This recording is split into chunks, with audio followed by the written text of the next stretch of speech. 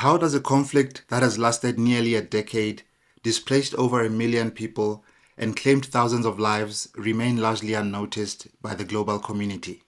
This is the harsh reality of the Anglophone crisis in Cameroon, a conflict that has devastated countless lives since 2017 but receives minimal attention on the international stage. Since the outbreak of violence, more than 6,000 people have been killed, while over 1.2 million people have been displaced from their homes, many of them seeking refuge in neighboring Nigeria or simply surviving as internally displaced persons within Cameroon.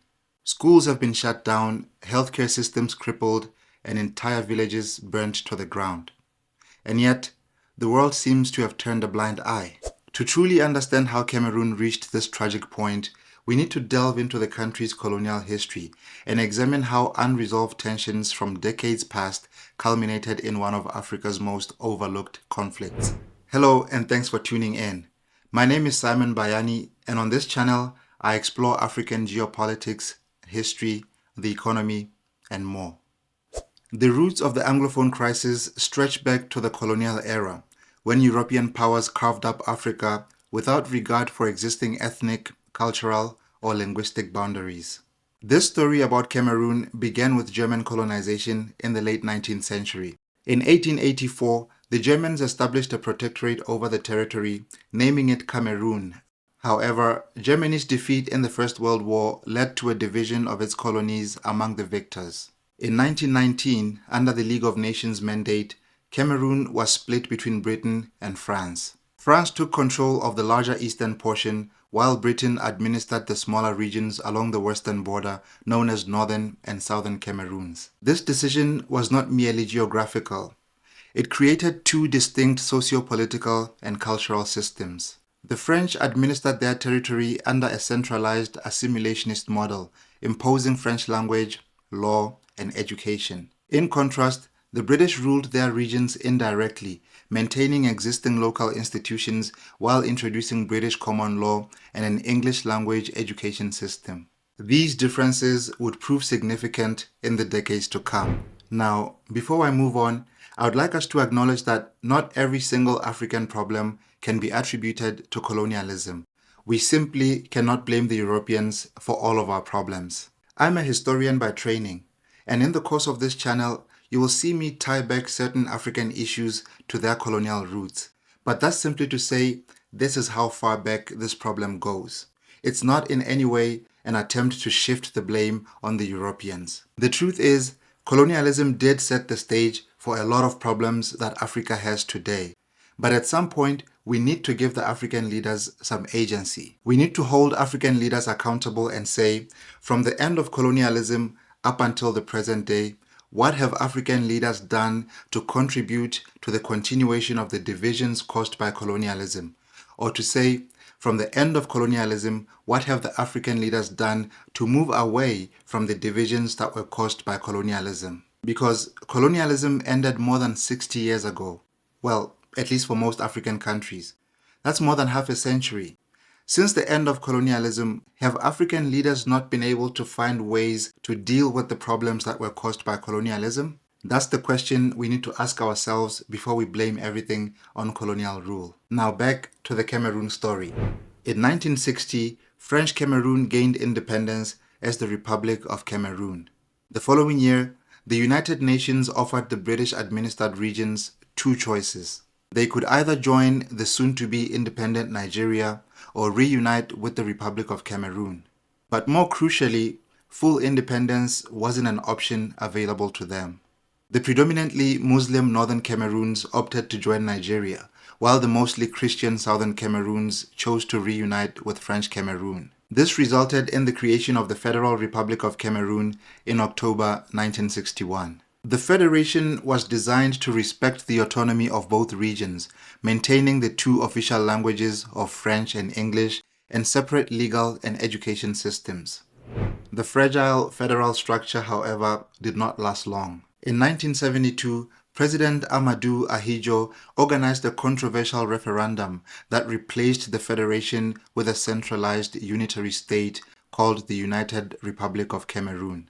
This move effectively dismantled the autonomy promised to the Anglophone regions. Over the following decades, the next regime, particularly under President Paul Biya, who has ruled Cameroon since 1982, continued policies that marginalized the Anglophone minority. French gradually became the dominant language in government, education, and the judiciary. The Anglophone regions faced economic neglect, underrepresentation in political leadership, and the systemic erosion of their cultural and legal institutions. They essentially began to feel like second-class citizens in their own country. These grievances simmered for decades, occasionally flaring into protests, which were often met with repression. If you are enjoying this video, please help me out by clicking that like button and consider subscribing to the channel as well. The current phase of the Anglophone crisis erupted in late 2016, triggered by peaceful protests led by Anglophone lawyers and teachers. They were protesting the appointment of Francophone judges in Anglophone courts and the deployment of Francophone teachers in Anglophone schools, actions they saw as a further encroachment on their identity and autonomy. The government responded with force, arresting protesters, banning a key advocacy group known as the Cameroon Anglophone Civil Society, and imposing an internet blackout across the Anglophone regions for several months. This heavy-handed response radicalized many Anglophones.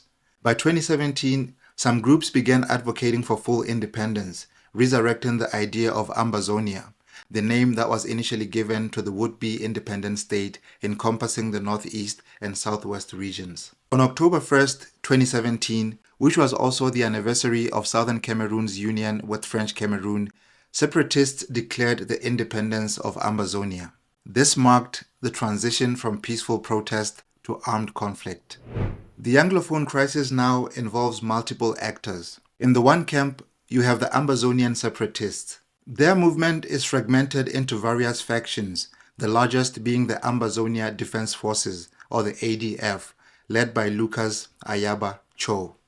In September 2024, Cho was arrested by the Norwegian authorities and charged with incitement to commit crimes against humanity.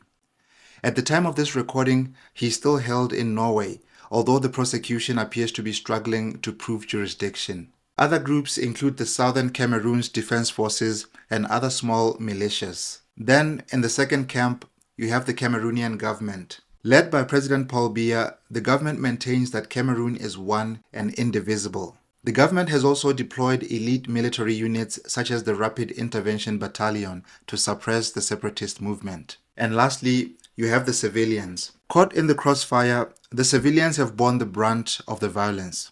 Both government forces and separatist groups have been accused of human rights violations, including killings, torture, and the burning of villages. Since 2017, this conflict has intensified, characterized by brutal counterinsurgency tactics, separatist attacks, and widespread human suffering. Between 2018 and 2019, government forces launched military operations in the Anglophone regions targeting separatist strongholds. The separatist fighters, on the other hand, responded with ambushes and attacks on military outposts. Then, from 2020 to 2022, the separatists imposed school boycotts, arguing that the French-dominated education system undermined Anglophone identity. Schools that attempted to reopen faced threats and attacks. Furthermore, the COVID-19 pandemic complicated humanitarian efforts in the conflict zones. From 2023 to the time of this recording, the conflict has continued with no clear resolution in sight. Back in early 2023, the Canadian government attempted to mediate peace talks between the Cameroonian government and the separatist leaders. However, the Cameroonian government then denied ever agreeing to these talks, highlighting the complexities of negotiation. In late 2024, sporadic clashes continued, with both sides accusing each other of ceasefire violations. The toll on civilians has been staggering. Over 6,000 people have been killed, according to human rights organizations. More than 1.2 million people have been displaced, both internally and across borders. Over 600,000 children are out of school due to conflict-related closures, and entire villages have been burnt down, particularly in the northwest and southwestern regions. Reports from organizations like Human Rights Watch and Amnesty International have documented widespread atrocities committed by both sides. But despite its severity, the Anglophone crisis has largely escaped international attention, and several factors can explain this neglect. First is the geopolitical marginality. Unlike conflicts in resource-rich or strategically vital regions, the Anglophone crisis lacks significant geopolitical implications for most world powers. Secondly, there's media suppression. The Cameroonian government has restricted access to conflict zones, making it difficult for journalists and human rights organizations to report accurately. The third reason why this conflict seems to be ignored is other competing crises. With global attention focused on high-profile conflicts such as those in Ukraine, Gaza, and Sudan, the crisis in Cameroon has remained overshadowed. And lastly, the fragmentation of the separatist movement. The lack of a unified leadership among the separatists has complicated peace efforts and reduced international sympathy. All in all, the Anglophone crisis in Cameroon is a sobering reminder of how historical injustices, political marginalization, and international indifference can all converge to create a humanitarian disaster. The conflict has devastated communities, crippled education and healthcare systems, and displaced countless families, all the while the world looks the other way. Yet, silence is not neutrality, it's complicity. You see, without sustained international attention, diplomatic pressure, and meaningful dialogue, the suffering will unfortunately continue. The question therefore remains, how many more lives must be lost before the world finally takes notice? Thanks once again for tuning in, and I will see you in the next video.